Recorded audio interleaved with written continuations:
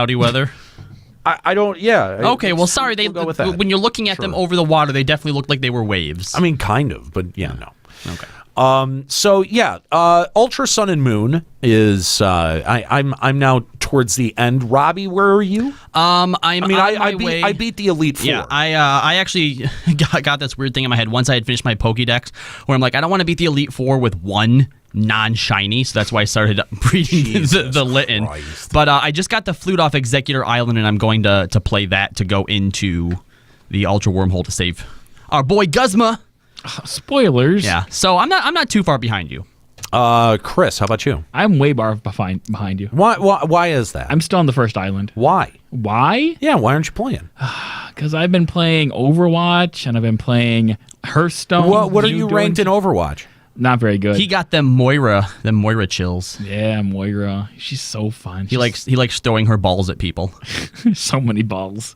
It sprays all over the place. Well, it's a little bit disappointing because I mean, at least Robbie and I have kept kind of pace with one another. Actually, I was ahead of you until just this weekend. Really? Yeah. Mm-hmm. I pulled out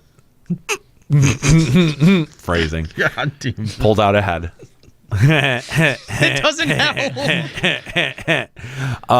Yeah, no. Here's the thing, though, is that I've had a really good time with Ultra Sun and Moon. I think it may be among one of my favorites. I don't know that it overtakes Black and White 2, because Black and White 2, for some reason, at the end of that game, shit was really clicking for me. I went and did the Battle Tower twice.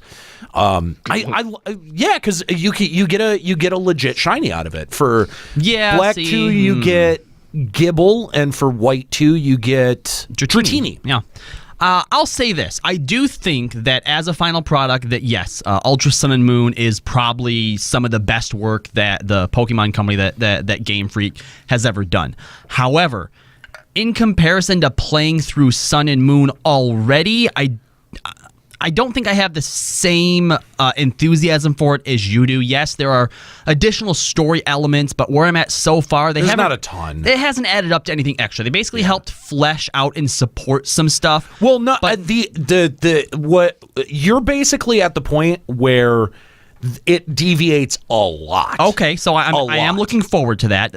Probably the biggest thing, though, and this I think is where hopefully Chris will get the most enjoyment out of it, is as far as difficulty goes, they definitely up that. Oh, for sure. At the beginning of each island is where I feel it the most. Yep. And if all of my Pokemon didn't count as traded Pokemon, so I'm getting that XP boost, and if I wasn't using the XP share, my God, I would be in fucking trouble. Well, and the thing is like a lot of those Rotom powers, I feel like that's the out that they gave. Where if you're struggling, you've got the Rotom powers, but which I haven't used any. Haven't used, because I was like, those are going to be way valuable at endgame. So Chris, I'd actually, if you might try and take some time this week to play through a little bit more so that we can check in with you on the next show. I'd be interesting to know what you think of the difficulty adjustment, since you said you're turning off the XP share, and obviously you don't have any traded Pokemon. Yeah, I'm also not going to be using any of the Rotom boosts or anything like that.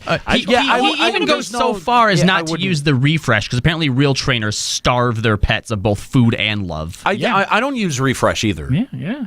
It's got to be legit, like Gen 1...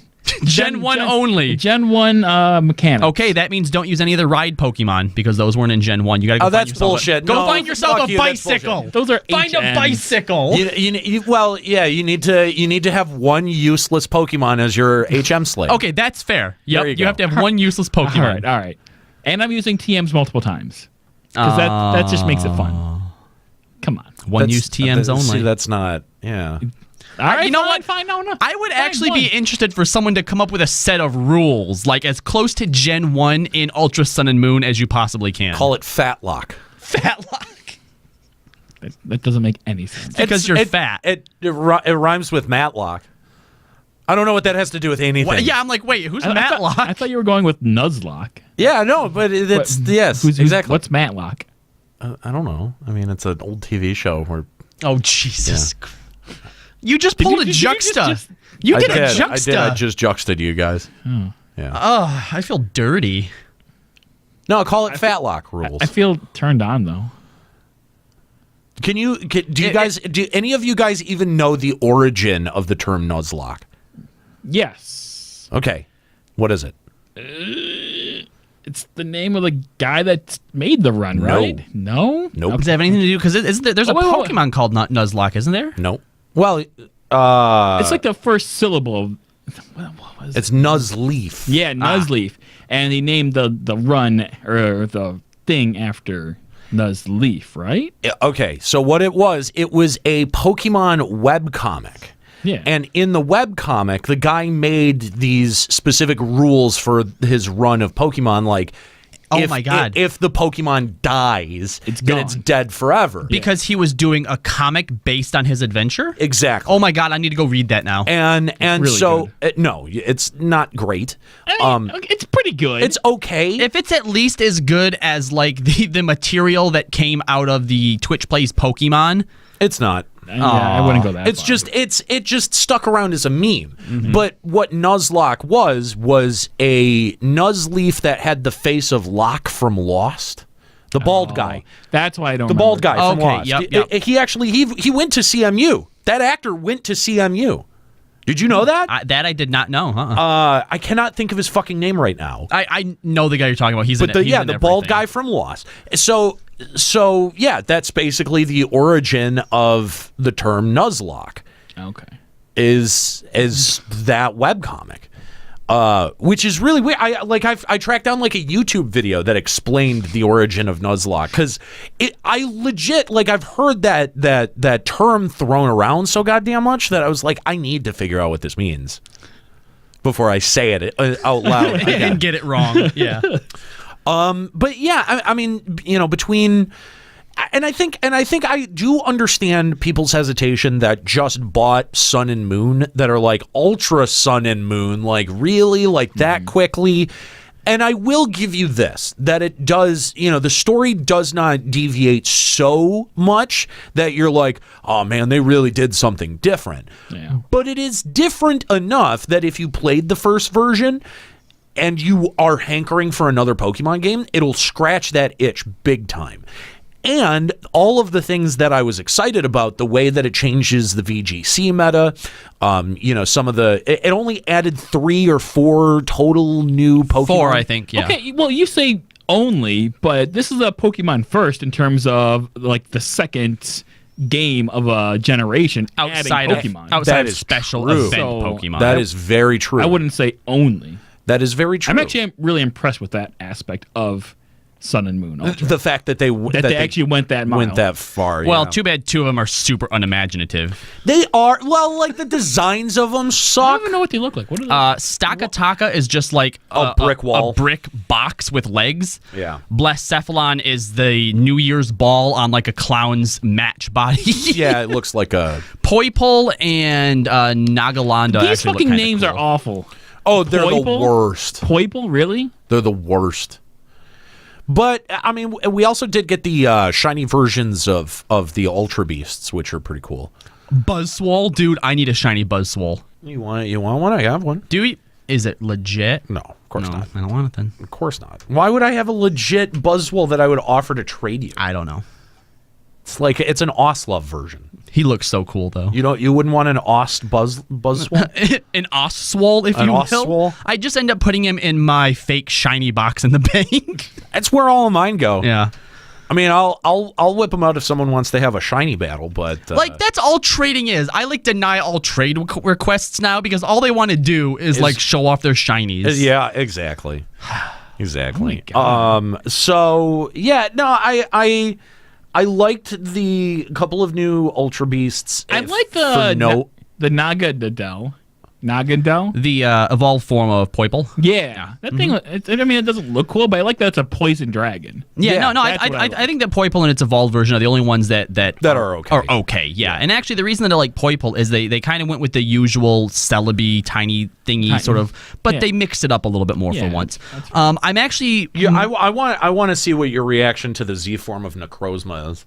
oh boy, I'd like to really get to the post game in this because that's what I've been hearing the most about, and I haven't read a whole lot about exactly how you do it. But basically, what I do know is like that you slingshot yourself through like the ultra wormhole. Oh yeah. You're right at that point. Yeah. If you just got the flute, all you've got to do is take it to take it to the top of the mountain, and then now you're basically at that part. Okay. Because people are saying that basically the further quote unquote you sling yourself, the more chances you have that way of encountering shiny Pokemon. Now it's completely random what you encounter, but just that whole sort of like dynamic and that whole sort of thing, I'm really curious to get my hands on. The way that they did the legendaries in the wormhole, actually, there's like a mini game attached to it. It's smart. It is very, very smart what they did.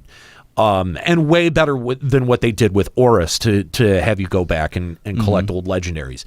I'm less interested in it because I've gotten all my legendaries. I have like boxes of extra legendaries. Fakes. Yeah, not fakes, but I've got doubles. Like I do make sure to catch each of the legendaries. Although I've got legendaries from fucking Soul Silver and Heart Gold and Platinum and everything. Why you should go and get them over again though is because how often do you go to the GTS and you want something but they want some stupid legendary for it?